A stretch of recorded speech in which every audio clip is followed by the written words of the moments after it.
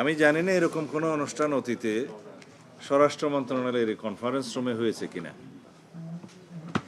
হয়তো আমরা পুলিশ পদক, পুলিশের ব্যাচ প্রদান এগুলো আমরা করে থাকি রাজারবাগ পুলিশ লাইনে, বার্ষিক অনুষ্ঠানে অথবা পুলিশ হেডকোয়ার্টারে।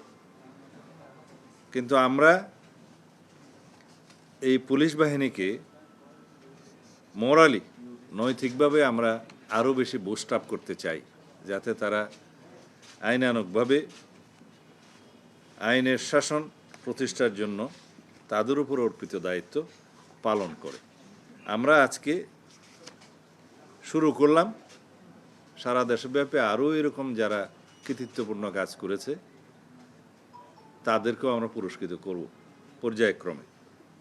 আজকে 3টা ঘটনার প্রেক্ষিতে আমরা গতকালকে সিদ্ধান্ত নিয়ে আজকের মধ্যেই এই পুরস্কার বিতরণের মতো আর কি সনদ প্রদান এবং তাদেরকে কিছু আর্থিক পুরস্কার এবং আমি আইজিপি এবং এডিশনাল আইজিপি সবাই মিলে উপস্থিত থেকে তাদেরকে স্বীকৃতি এবং সম্মাননা দিচ্ছি, যাতে করে সমগ্র পুলিশ বাহিনী এবং অন্যান্য আইন শৃঙ্খলা রক্ষাকারী বাহিনী যারা রাষ্ট্রের নিরাপত্তা, জননিরাপত্তা কাজ করছে তারা যেন উৎসাহিত হয়, অনুপ্রাণিত হয় এবং দেশবাসীও যাতে জানতে পারে।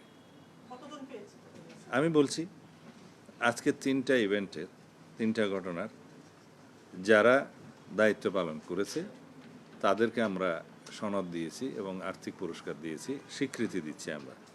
একটা হচ্ছে রামিসা দর্শন এবং হত্যাকাণ্ডের এই ঘটনায় যারা অত্যন্ত সংক্ষিপ্ত সময়ে দ্রুততার সাথে আসামিকে গ্রেফতার করতে সক্ষম হয়েছে এবং স্বীকারোক্তিমূলক জবানবন্দির ব্যবস্থা করেছে, তদন্ত কার্যক্রম পরিচালনা করেছে, ডিএনএ টেস্ট সহ পোস্টমর্টম রিপোর্ট সহ সাক্ষীদেরকে আদালতে নিয়ে সংক্ষিপ্ত সময়ে সমস্ত বিচার কার্য পরিচালনায় সহযোগিতা করেছে এবং যার প্রেক্ষিতে মাননীয় আদালত বিচার শেষে সংক্ষিপ্ত সময়ে রায় ঘোষণা করতে সক্ষম হয়েছে।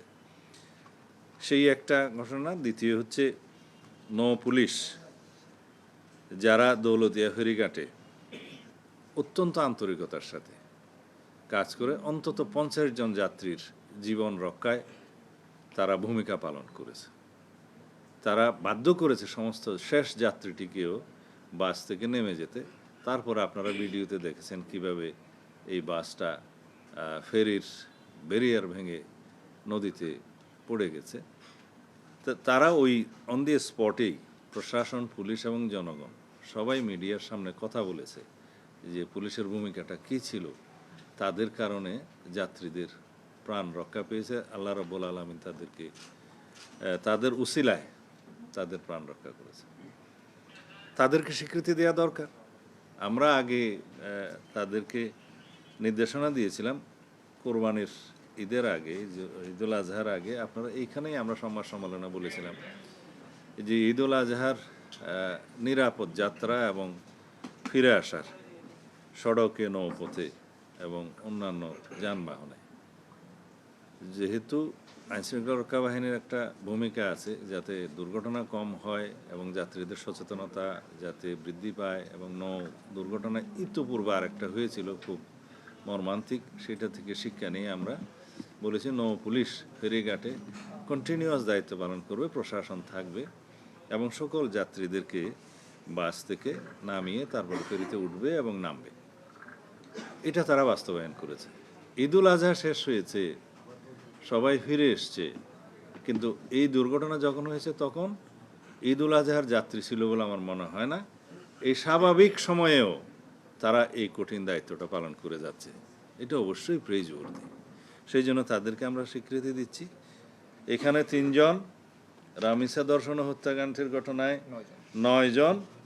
আরেকটা ঘটনা আপনারা জানেন যে মুন্সিগঞ্জের একজন অজ্ঞাতনামা কিশোরীর লাশ নদী থেকে উদ্ধার করা হয়েছিল।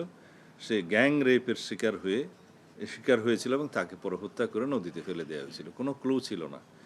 অত্যন্ত দ্রুততার সাথে একদিনের মধ্যে তার মরদেহ উদ্ধার করার পরে ওই ঘটনায় যারাই জড়িত ছিল আধুনিক প্রযুক্তি ব্যবহার করে তাদেরকে চিহ্নিত করে গ্রেফতার করা হয়েছে এবং তারা 164 স্বীকারোক্তিমূলক জবানবন্দি দিয়েছে। 4 জন। এই ঘটনায় যারা কর্তব্য পালন করেছে অত্যন্ত আন্তরিকতার সাথে, তাদের মধ্যে 3 জন তদন্তকারী কর্মকর্তা এবং তাদের সহায়তাকারী 2 জন। এই 3 জনকে আমরা পুরস্কৃত করছি, সর্বমোট 15 জন।